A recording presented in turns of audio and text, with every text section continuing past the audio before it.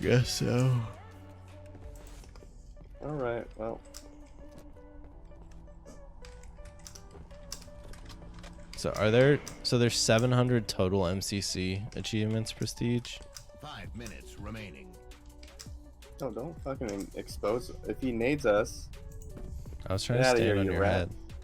No. Why might you die, Halo? Was that Bubble. Oh my god. okay? So I baited you, but you also fucked that bubble up so bad. I don't know if it'd go here. By the way, it would have slid off.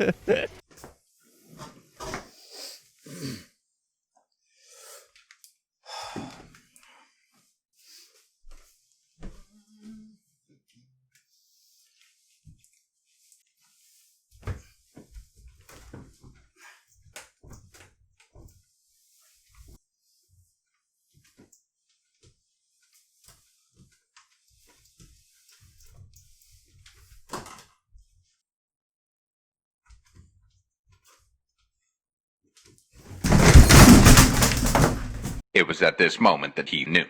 He fucked up.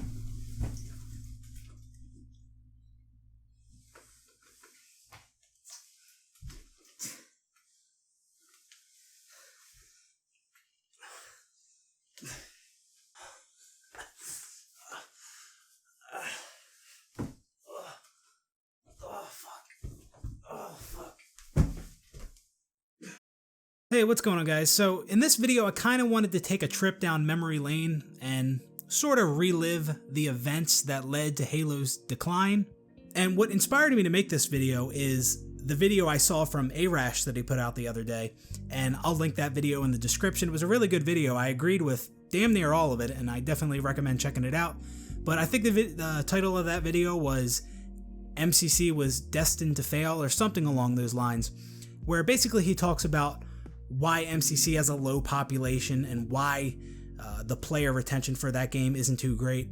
And he makes a lot of good points in that video, and a lot of the things that were said are also things that I've been saying for a while now. Back when Halo Reach first came to PC, and we had like 160,000 players on it the first day, and then that quickly dropped. A lot of people were saying, oh, it's because controllers are overpowered, or it's because there's no Forge, or there's a lack of updates, or the progression system is too linear and boring, or whatever. And I've always been saying, yeah, it would be nice to have all these things, and 343 could definitely have done better. But the main reason the players dropped off is just because it's an old game, and it wasn't even one of the best Halo games. But even if it was Halo 3, I still think we would have seen a drop-off in players. These are just old games, and whether you like it or not, a lot of people they don't like to play old games, right? They want to play what's new and relevant, whether that's Fortnite or Valorant, Warzone, and unfortunately now we got Fall Guys and Among Us. Like, Jesus Christ, what the fuck are we doing? That's what we're playing now? Fall Guys? Among Us? That's gaming in 2020? Yeah, okay. Okay, Jesus fucking Christ. But anyways, despite how good some of these older Halo games are, people are just tired of them, right? I'm somebody who can play a good game for years and years and years. Like, if it's a good game, I'm gonna enjoy it for a very long time. Halo 3 is my favorite game. It's a phenomenal game.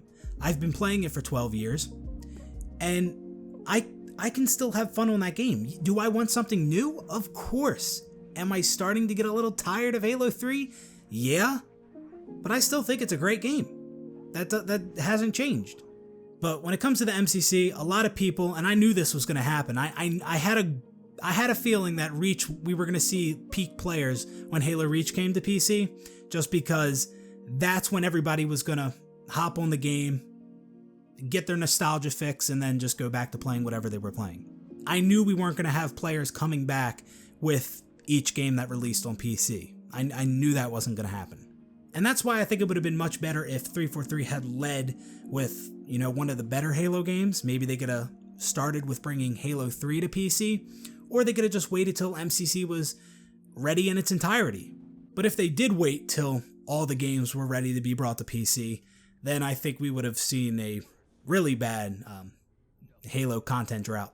So that's enough about MCC. Like I said, Arash covered that really good in his video. It's the first link in the description. Definitely check it out. It was a really good video. But now I want to talk about something a little bit broader. I want to talk about Halo as a whole and what went wrong with the series over the years. And this is something that is pretty obvious and has been talked about time and time again, but it's been a while. So I wanna relive these events that led to Halo's demise.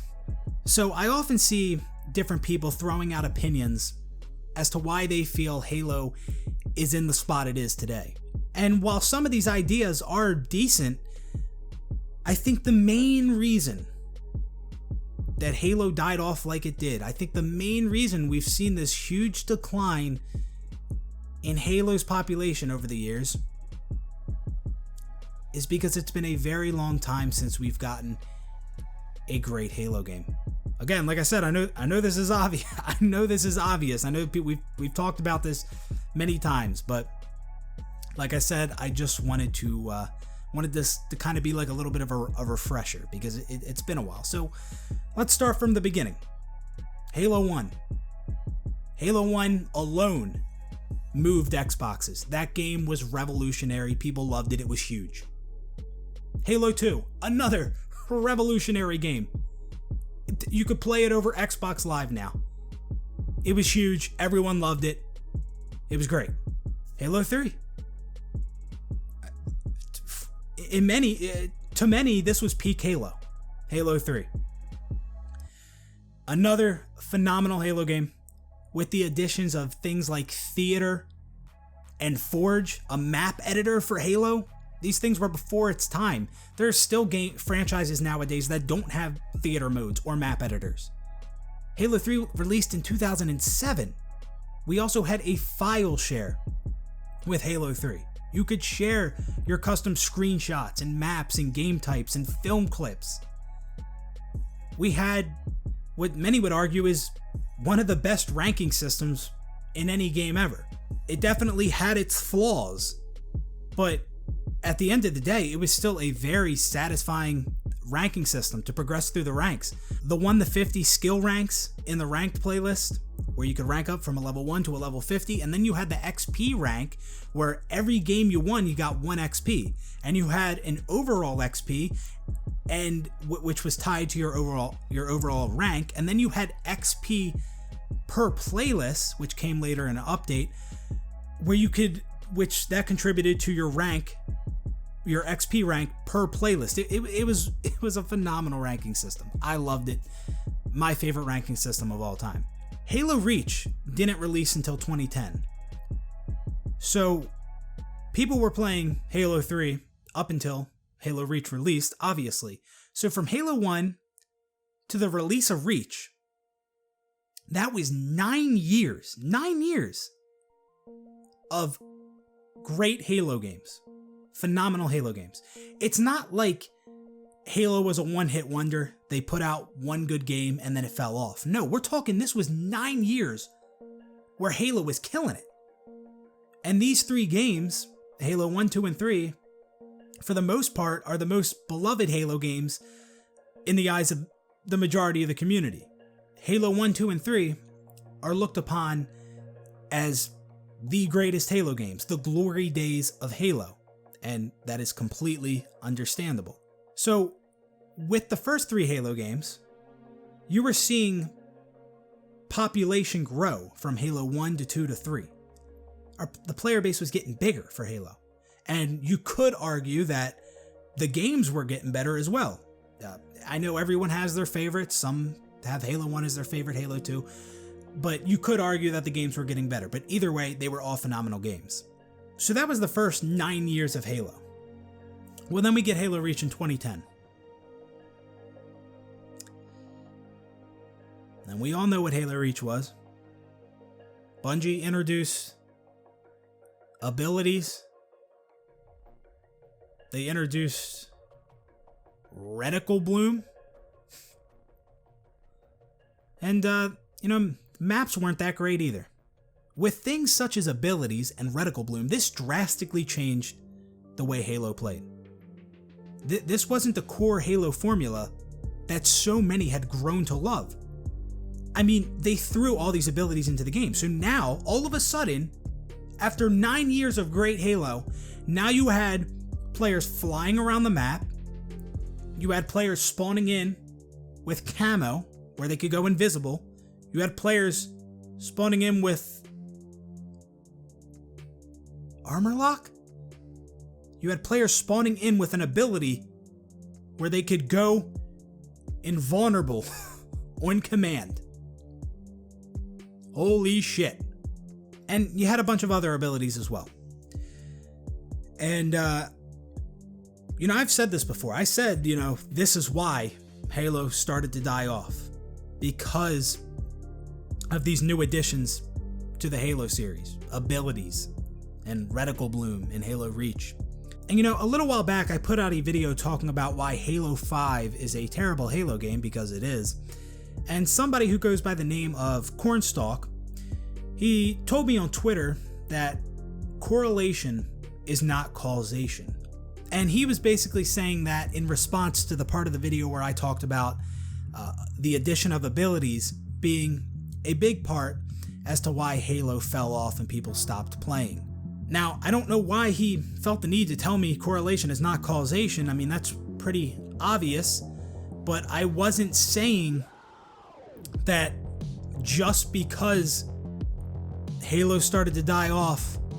Halo Reach there were still a lot of people playing Halo Reach, but the population did start to dwindle compared to Halo 3. I think Halo 3 was the most played game on Xbox for 2 years in a row. But anyways, I wasn't saying that, just because these two things are, happening around the same time, the player base was starting to fall off around the time when we got a game with all these abilities in it. I wasn't just saying that, because these things are happening at the same time, that must be why it's happening. No, there's tons of evidence to back up the claim that that's why the population fell off. Because a ton of people didn't like Reach because of the addition of things like abilities and reticle bloom. I mean, is it really that hard to believe that after 9 years of what we call classic Halo, that people wouldn't be happy playing the newest Halo with all these abilities in the game that no one asked for? And reticle bloom? And I'm sure there were some people on the forums that maybe asked for sprint or something like that, but it wasn't most people. But anyways, is that really so hard to believe? I think not. I mean, today we still see so many people advocating for classic Halo. We want classic Halo back. So I don't know why Mr. Cornstalk felt the need to tell me correlation is not causation. I mean, that's pretty obvious. The grass is green, the sky is blue, we're all gonna die one day. I mean, these are obvious things, but they don't have any relevancy to my video. I mean, there is plenty of evidence to back up the idea that Halo's population started to fall off because players weren't fans of Reach, because of all these new abilities in the game all of a sudden that drastically changed the gameplay. And things like reticle bloom that just added a ton of RNG to gunfights. I mean, think about that. Reticle bloom. So many people were losing their gunfights just because of RNG. They say pace your shots, but we all know that some people can just spam and hit every shot while you're over there fucking pacing, and you can only land 2 shots into him before you're dead because he can spam all 5 and kill you. And yeah, I am aware that there was random bullet spread with some of the weapons in Halo 1, 2, and 3, but that RNG doesn't even compare to the RNG of reticle bloom with the DMR in Halo Reach, which was the starting weapon in many game types. And also, after the release of Halo Reach, that's when we started to see Halo esports fall off. I believe, I think it was 2011 was the first year that MLG did not host a tournament for Halo. Well, the first year since Halo MLG tournaments began. And even the co-founder of MLG, Sundance, I can't find the clip. I mean, it's out there, but I don't feel like digging it up. I tried looking for it a little bit, but I couldn't find it. It's out there, and some of you have already seen it. But there is a clip of co-founder of MLG talking about Halo Reach, talking about how Bungie did not leave us with a great game. He said Halo is on the table, and it needs to be resuscitated. I don't think it was resuscitated. I don't know if it's still on that table, but yeah. So yeah, from casual to competitive players, there were tons of people who weren't huge fans of Halo Reach. People that hated Halo Reach because of the addition of all these new abilities and mechanics. So again, I don't think it's so hard to believe that that's why Halo started to fall off, because Halo Reach was not a great Halo game. It was a huge letdown coming from Halo 3. Right? And again, Halo, it's not like Halo was a one-hit wonder. Oh, we had one good game and then it fell off. No, we're Halo 1, 2, and 3. We're talking about 9 years where Halo was growing. Halo was killing it. It was so popular. People loved it. And then after Reach,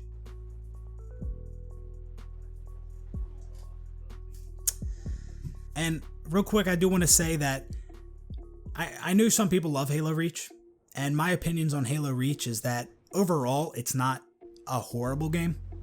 I think Halo Reach is a hell of a lot better of a game than Halo 4 and Halo 5.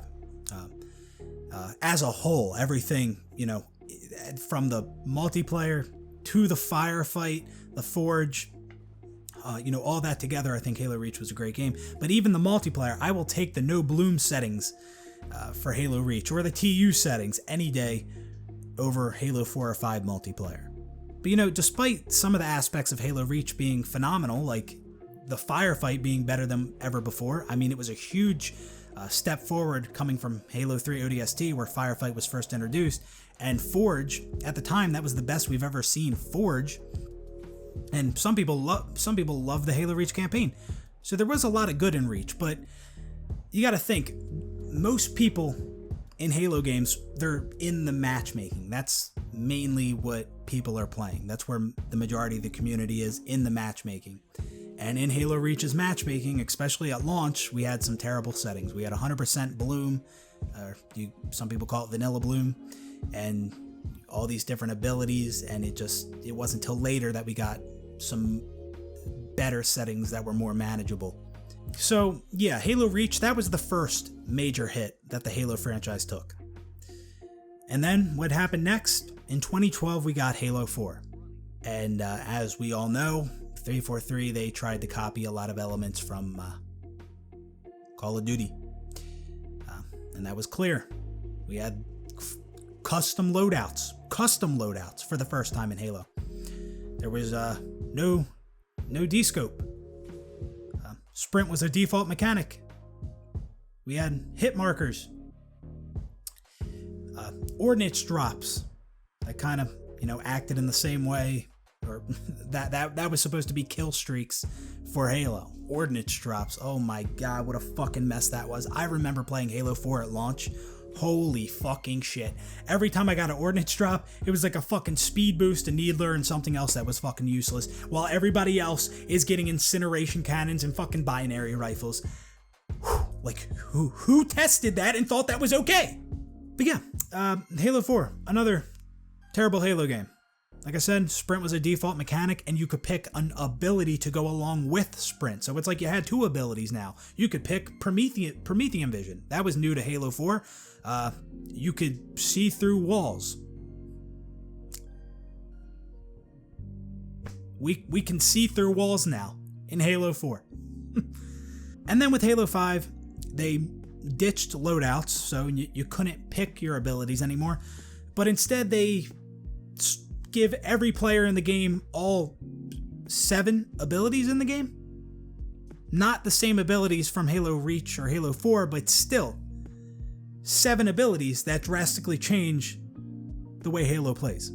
And as a result of that, Halo 5 did not feel like Halo. So, in conclusion, that's why I believe Halo died off. Because the Sandbox changed so drastically.